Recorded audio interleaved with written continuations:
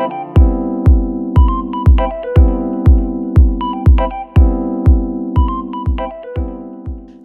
I'm Rebecca Bennyworth, and with me to review this quarter's Bankstream index are Kevin Bottomley from Bankstream. Hello. Hi, Kevin. And also John Stockdyke from AccountingWEB. Hi. Hi, John. Well, this quarter we've seen a real about turn, haven't we, Kevin, from the depths to the heights. So tell me about it. Yeah, it's been really interesting actually looking at mapping the index since it started. It was really stable at the start of 2015 and then it started to drop at the end of the year. And it got to its lowest point in spring of 6.9 and then has now recovered to 7.2, which is the highest it's ever been. I think if you really want to find out what's behind that, it's all to do with accountants' expectations for their small business clients' performance in the coming quarter. When it's been low, the index has been low, and when they feel like their clients are going to do well, the index has been high. So it is very interesting. Accountants' own performance has been very stable. But they do have their challenges, obviously. Excessive workload is always the biggest one for them. But the one thing that we are seeing coming through is regulation. It started last quarter, as you might remember, it was coming up, but now it's actually overtaken staffing as the second biggest problem for the first time.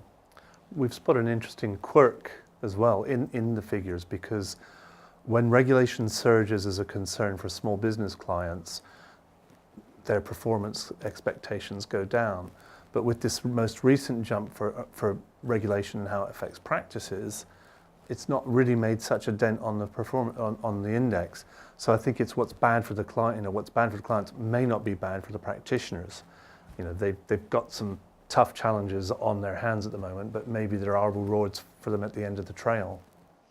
Yeah, I think that bears out probably the reality, John, is that accountants have really got used to being bashed over the head with regulation within the practice. I think this quarter, for me, it feels like FRS 102 is really biting. They're doing it for the first time for real. They've been to loads of lectures, and when they sit down to do it, it's a bit more scary than they thought. So I think that's a component of it. The other, to me, obvious component is making tax digital, the elephant in the room. Well, we're not quite sure whether it's an elephant or a hippopotamus because we don't know anything about it. So I think we'll have to return to this after the consultation documents come out. We'll probably have a lot more to say about this. So I think they're the main components. That all squares away with what feels right to me. So what else have you been asking people, Kevin? Well, one of the things with excessive workload always been a problem. One of the things we wanted to look at was capacity. And a way to obviously increase capacity is to go down the staffing route. So we were asking about people's intentions to hire, and only 50% of the people who responded are looking to hire. And even then, that 50% are really finding it quite difficult. They're either finding it's too expensive, it's just too difficult to find the right person, or it just takes too long, too much management time to do that, I suppose. That's quite interesting. I think I sense a change in hiring in the profession. I know the accountancy bodies are working really hard to get more in the way of apprenticeships out there, and certainly my knowledge from other areas tells me that firms large and small are going to be taking on more young people direct from school, and I think that might be the answer to this capacity gap in the staffing side, is to train young people in the new things they'll be doing, because digitisation and everything, it is a big change. So I think they'll probably, and I think that's a tip I'd offer, is to look at whether taking on apprentices is the way to go to solve that. So what else have you been looking at? Fees this quarter, yeah, that's a big area that we've been looking at. So we found this quarter that 70% of practices are facing challenges in raising fees. It's probably not a surprise, but the biggest resistance is client resistance. That's 42% who found that problem.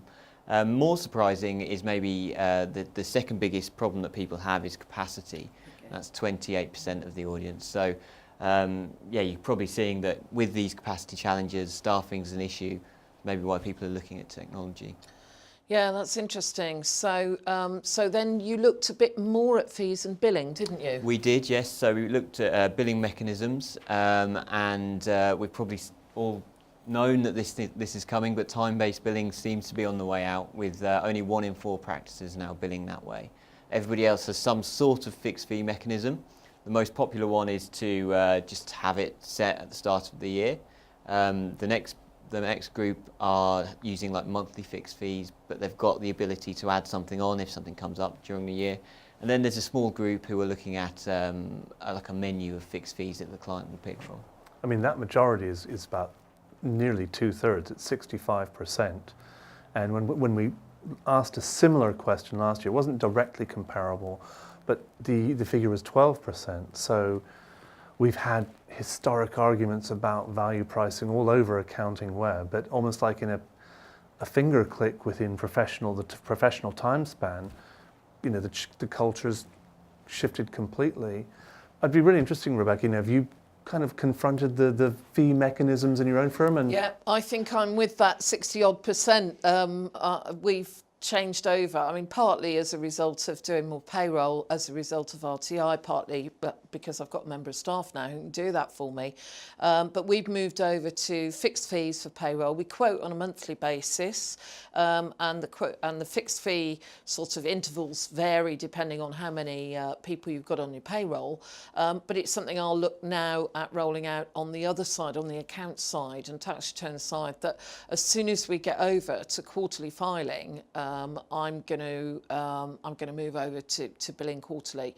I'll give clients the option to pay monthly, but I don't want to raise bills monthly, so I'll go to quarterly billing. It's an element of value billing, because what you're saying is, well, this quarter, here's the value you've had out of me, so here's a bill for it. But I think firms will, if they move down that road, they'll see the cash flow ease, and I think it makes perfect sense. I just don't want somebody tied up raising bills all the time. I'd quite like them to do some work as well. So yeah, I think that's very interesting to me to see I'm part of the crowd.